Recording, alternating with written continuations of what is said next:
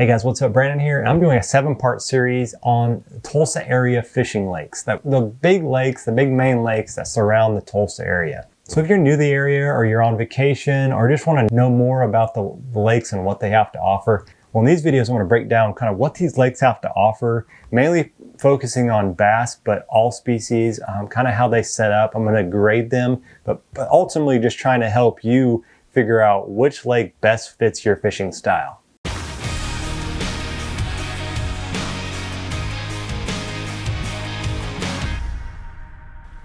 All right, guys, first off, obviously this isn't a big Oklahoma lake. I wanted to do Hudson to kind of complete the large lakes surrounding Tulsa, but I just haven't been on Hudson enough to really be knowledgeable about it and really give it a fair grade. So since it's kind of close to it, and it's one of the bigger lakes connected to Hudson, is Lake Eucha. It actually dumps into Spavinal, which dumps into Hudson.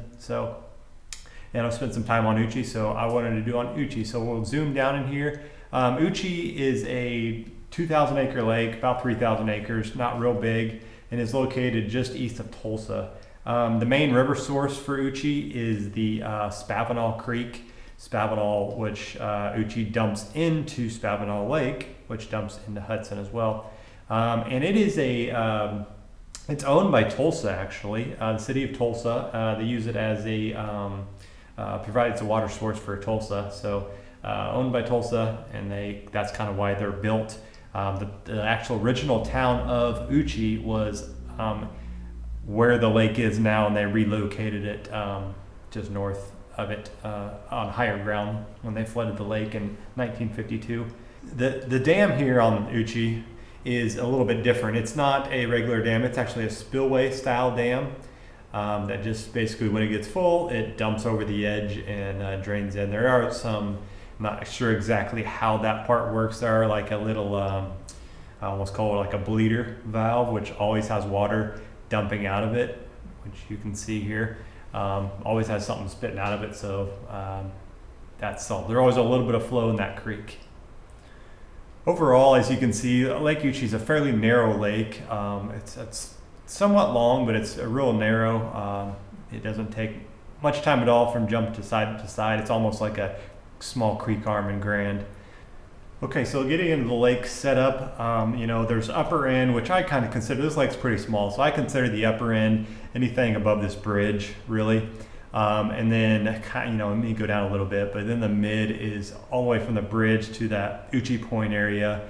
And the reason I'm splitting it like this is because this lake, it really does set up a lot different when the part of the lake you're on, even though it's so small, sections of this lake are very different from one another. Okay, so we'll get into the upper end here, above the bridge. Maybe, you could say a little bit west of the bridge as well, but we'll call it the upper above the bridge. It's very shallow up here. It's a lot of kind of sand flats. There's some vegetation up here, but mostly it's sand.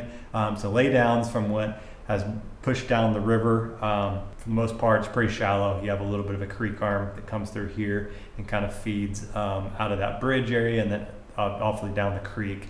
This area not only can it get really muddy, obviously, because of the rains and stuff, but it gets super, super clear. Especially if I've gone under this bridge where it's like swimming pool clear in the wintertime, where you can see down like 10 to 12 feet. It's crazy. And then as well as up this lake arm, this area really does it mixes and blends a lot depending on what rain we've had in the area. Okay, so looking at the mid-lake, basically it's the bridge down to Eucha Point in this area. And this area is a lot different than the upper end. It's really pretty deep water. As you can see here, you got a lot of these tight contours, so you got a lot of bluff walls. This whole bank right here is a bluff wall dropping into deep water. Not a lot of creek arms in this section. This is probably the biggest one here. There's one here, but for the most part, it's pretty bluffy, and not a lot of vegetation in this area, mostly rock. And as you get up closer to the bridge, you get some flats that drop off into that deeper water. Okay, and then the lower end I would say, is has the most diversity, most to offer. That's that Eucha Point down to the dam. And as you can see here, there's a lot of creek arms, a lot of veins, and river channel gets kind of tightens in here, has a lot of sweeping arms, and then as well as you get in some deeper points, offshore points that stick out that are fairly shallow. So you got that added on. It's kind of cool in this section because you go on this north side bank, and it's pretty much just all rock. There's not a lot of anything else. There's rock and laydowns. It's kind of like a typical Oklahoma lake. Then you go across the lake to this other side, and you get a lot of those shallow flats that have a lot of grass, a lot of flooded vegetation. So this area right here may be all submergent and emergent grass in here. You may just have big flats, expansive flats. Just depending on where you're at, this whole side pretty much sets up a lot different. You got more of that sandy grass with a little bit of rock mixed in, and then on this other side, the north end, like I said, north side, you have a lot of those just rocky banks and steeper transitions and stuff like that. So just jumping from just one side of the lake to the other, it changes a lot. So as for species in this lake, not a whole lot. There's largemouth, crappie, white bass, and catfish. Like I said, largemouth in here, or they have Florida strain in here, so you're getting some bigger bass. Okay, for stocking report, I'm still waiting for them to update 2021. I haven't seen anything for that. But 2020, nothing. 2019, you can see this kind of history here of stocking Florida strain. Not a lot of Florida strain, but importantly, they've been stocking it, so they're trying to keep this lake healthy and producing bigger bass. Like you can see, dating back to 2015, it didn't show anything. That's as far as I went back, but Florida strain pretty much every year.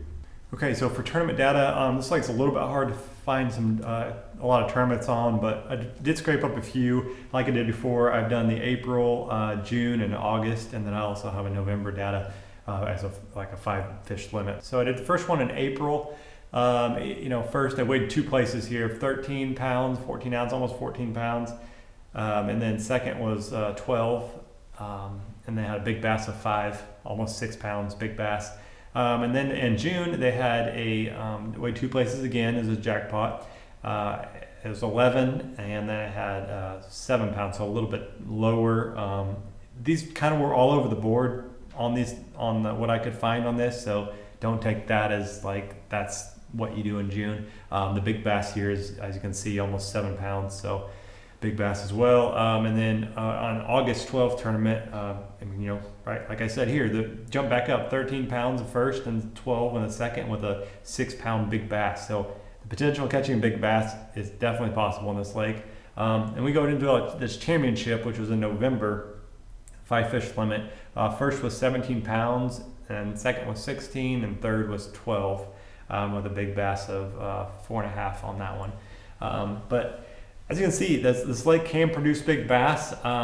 Maybe the weights here are a little bit inconsistent, but in my opinion, that's kind of how this lake fishes. It's really inconsistent because of this flow that it has to the lake. Not being a release lake where there's constant flow through it. It's a spillway dam, so sometimes in the summertime when this lake gets kind of stagnant, there's not a lot of flow, it can get really tough. But other times, it's kind of hit or miss. That's been my opinion on it. Okay, so areas to fish, we'll kind of start at this upper end here. Like I said, this area is pretty shallow, but depending on the time of year, it can be good. Obviously, if this lake is real stagnant and there's not a lot of flow, the only flow that's going to be coming in this lake is the upper end. So you can get up here. Sometimes just even get out of muddy chocolate milk water, you have to come up here.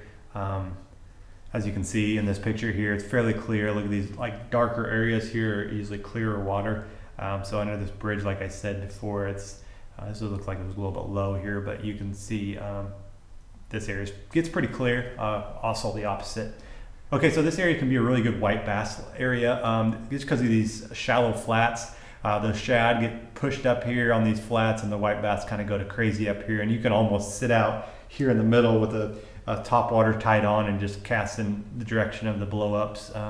As we get down to the lower end where you get all these creek arms, and you get a lot of variety, you get a lot of seasonality here where, summer and winter, maybe you're out here deep, and then in the spring and the fall, you're up here in these creeks.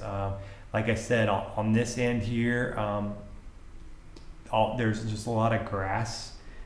throughout these whole entire banks. They're just grass banks, which can be good for frogging, swim jig, even a spinnerbait, depending on the time of year, all kinds of stuff you can really bring through that grass, even a crankbait, because I mean, really, you could jump across and fish the crankbait on the other side here, like I was saying earlier. I like this area just because of that channel swing for a crankbait on these kind of banks. You get a lot of there's some bushes in the water here. There's also just a lot of flooded just timber wash up that's washed up on the bank with some shallow transitions. I mean, you look at this area right here, you get a shallow water transition with a channel swing right against it, getting some good rock in this area where you can kind of fish those with a square bill or whatever you want to presentation you want to make with a shallow rocky bank.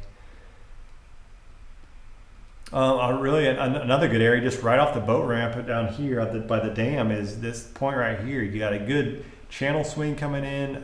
You can fish these points here with this good rock little point that runs right against this channel swing, and then throughout this whole entire arm you have just so many like little offshore spots that you can find. You got all these little flooded creek arms. You got a real big one here that goes all the way back. You got a lot of different things in it, a lot of grass mats that stick way out here. I know this one, for instance, has just a bunch of trash and bushes in the back that's floating back there. So just flippable areas if you wanted that kind of stuff, as well as that grass mixed in. Everything, kind of the downside of this, like everything looks really fishable, but it kind of bite you in the butt a little bit as far as you get fishing an area and you end up not catching anything in it. So I'm giving this a B+, high B+, almost an A, but it is one of my favorite lakes in Oklahoma. All right, guys, so the whole goal of this is to help you catch more fish. And if you're watching this and you have more insight or something else you can add, you fished this lake before, please leave that in a comment below so we can help as many anglers out as we can. Thanks for watching. I'll catch you on the next one.